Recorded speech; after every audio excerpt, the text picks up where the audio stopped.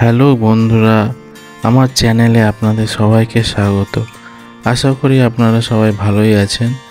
আবার নিয়ে চলে এসেছি আমি আমার নতুন ব্লগ। কিছুদিন আগে আমি ছুটি নিয়ে বাড়ি গিয়েছিলাম। তো বাড়ি গেলেই বাড়িতে জম্পেশ খাওয়া দাওয়ার ব্যবস্থা হয়ে থাকে। তাই সকাল সকাল ভাই চলে গেছিল মাছ বাজার করতে। আমাদের এখানে বারাসাতে মাছের আড়ত আছে, সেখান থেকে মাছ কী মাছ কিনে নিয়ে এসে সেগুলোই আপনাদের দেখাচ্ছি। দেখুন 3 রকমের মাছ কেনা হয়ে গেছিলো। প্রথমে দেখিয়ে দিচ্ছি এই ইলিশ মাছ, মোটামুটি 3 কেজি মতো ইলিশ কেনা হয়েছিল। তার সাথে খাসির মাংস কেনা হয়েছিল, আর কেনা হয়েছে বড় বড় সাইজের মোরলা মাছ আর আয়লা মাছ। এটা আমরা সাধারণত আয়লা মাছ বলে থাকি। আপনারা কে কী বলেন এই মাছটাকে কমেন্ট করে জানাবেন। অনেক মাছ হয়ে গেছিল, তাই মাকে একটু হেল্প করে দিলাম আমি আর ভাই ধুয়ে। আর মুরলা মাছ আর আয়লা মাছ কেটেও আনা হয়নি, তো আমি আর ভাই দুজনে মিলে ওই মাছটাকে কেটে নিলাম। ইলিশ মাছ বেশি ধুতে নেই, ইলিশ মাছ 1-2 বার ধুয়ে নেব, বেশি ধোবো না।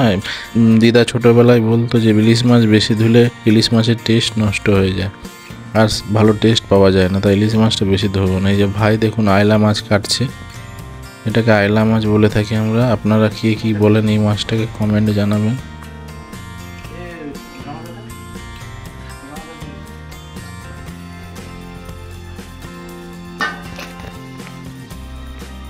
আমিও বড় বড় সাইজের মোরলা মাছগুলো কেটে নিচ্ছি।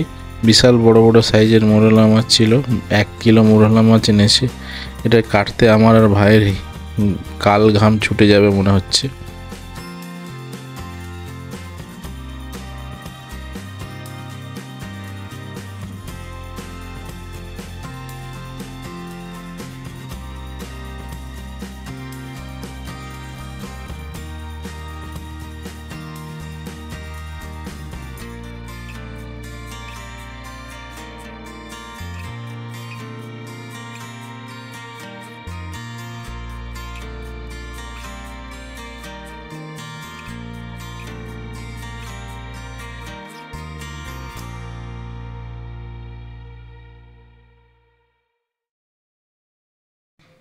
ইলিশ মাছ দেখেই মা বলল, বাবু ইলিশ মাছের পাতুরি কর, আজকে খাওয়া যাক। মা আমার হাতের ইলিশ মাছের পাতুরি খেতে খুবই ভালোবাসে, আর আমি পাতুরিটা ঠিকঠাকই বানিয়ে নিই।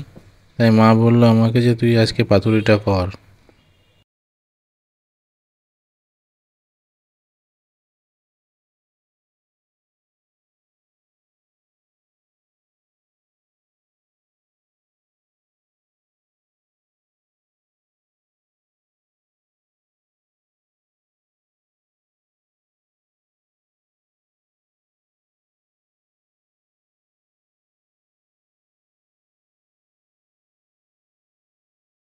ইলিশ মাছের পাতুরির জন্য পেস্টটা তৈরি করে নেব। সাদা কালো সর্ষে, পোস্ত আর লঙ্কা দিয়ে এই পেস্টটা তৈরি করে নেব।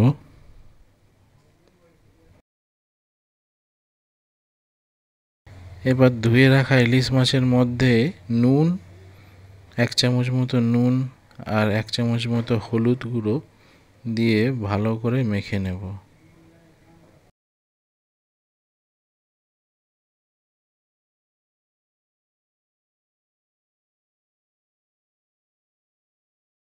এরপরে এর মধ্যে দিয়ে দেব ওই সরষে পোস্তে যে পেস্টটা বানিয়েছিলাম লঙ্কা সাথে দিয়ে, সেই পেস্টটা এর মধ্যে দিয়ে ভালো করে মেখে নেব এগুলোকে।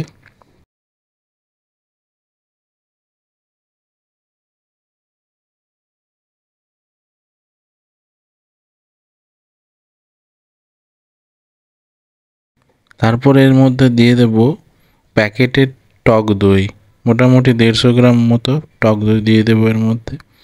আর দিয়ে দেব 2 চামচ থেকে 3 চামচ মতো সরষের তেল দিয়ে ভালো করে এটাকে মাছের সাথে মেখে নেব।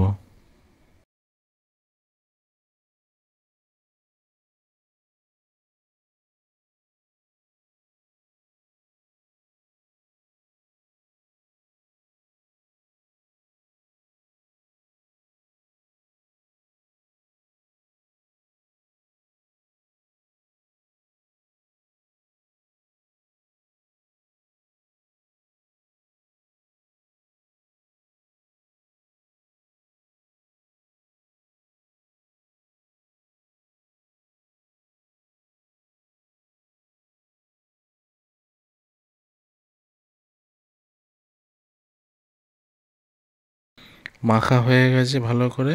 এর মধ্যে কিছু চেরা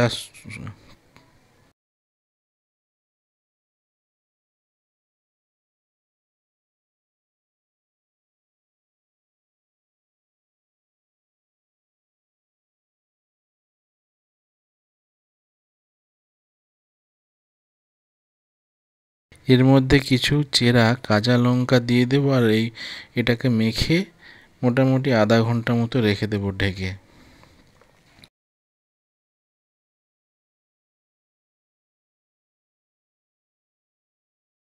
এরই ফাঁকে কিছু কলা পাতা কেটে আনা হয়েছিল, সেগুলোকে ভালো করে সেঁকে নেব।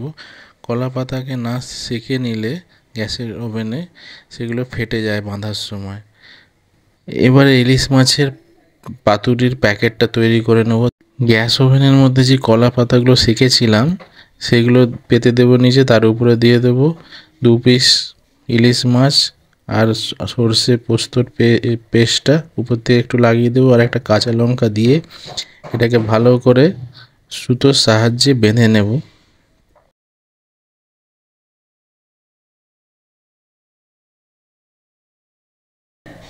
এটা ভালো করে চারিদিক দিয়ে সুতো দিয়ে বেঁধে নিতে হবে যাতে প্যাকেটটা না খুলে যায়। প্যাকেটটা খুলে গেলেই সব মশলাগুলো বেরিয়ে যাবে। ইলিশ মাছের পাতুরির টেস্ট আর পাওয়া যাবে না মশলা বেরিয়ে গেলে।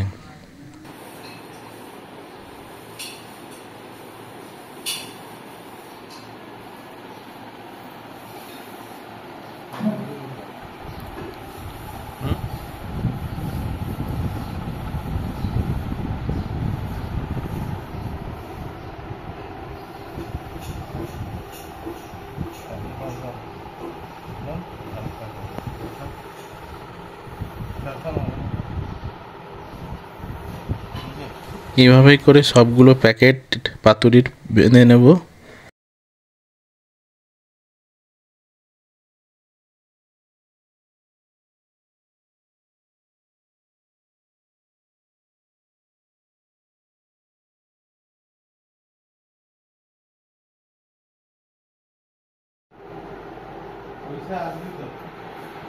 এই দেখুন সব প্যাকেট বাঁধা হয়ে গেছে। আমাদের টোটাল 10টা হয়েছিল প্যাকেট। 10টার মধ্যে 20টা টোটাল ইলিশ মাছ ছিল, প্রত্যেকটাতে 2টো করে ইলিশ মাছ ছিল।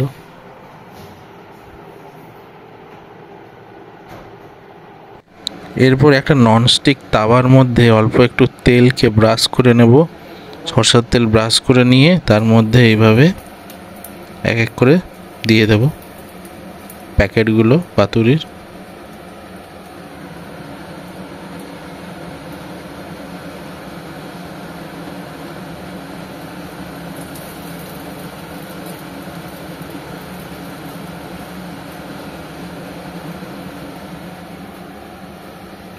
প্যাকেটগুলো দেওয়া হয়ে গেলে এবার এটা একটা ঢাকনার সাহায্যে ঢেকে দেব, আর কিছুক্ষণ পরে এটাকে উল্টে দেব যাতে নিচে লেগে না যায়।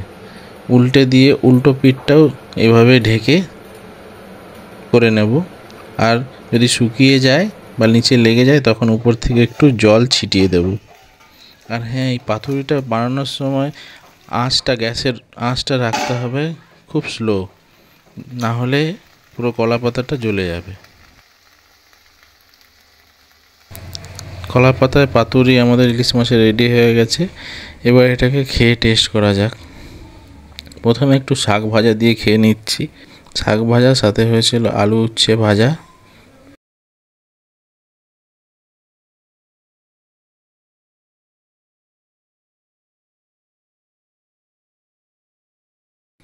এবার আজকের মেনু শো স্টপার ইলিশ মাছের পাতুরিটা টেস্ট করা যাক। দেখুন খুলে দেখাচ্ছি কত সুন্দর লাগছে দেখতে। দেখুন খুবই সুন্দর লাগছে দেখতে। এবার খেয়ে টেস্ট করা যাক। খুব সুন্দর সেদ্ধ হয়েছে আর খেতেও খুব ভালো লাগছে। এরকমই ভালো ভালো ভিডিও দেখার জন্য চ্যানেলটিকে সাবস্ক্রাইব করে নেবেন, আর পাশে থাকা বেল আইকনটি দাবিয়ে দেবেন যাতে সব রকম নোটিফিকেশান আপনারা পেয়ে যান। চ্যানেলটিকে লাইক করে দেবেন আর বন্ধুদের সাথে শেয়ার করে দেবেন। টাটা, দেখা হচ্ছে পরের ভিডিওতে।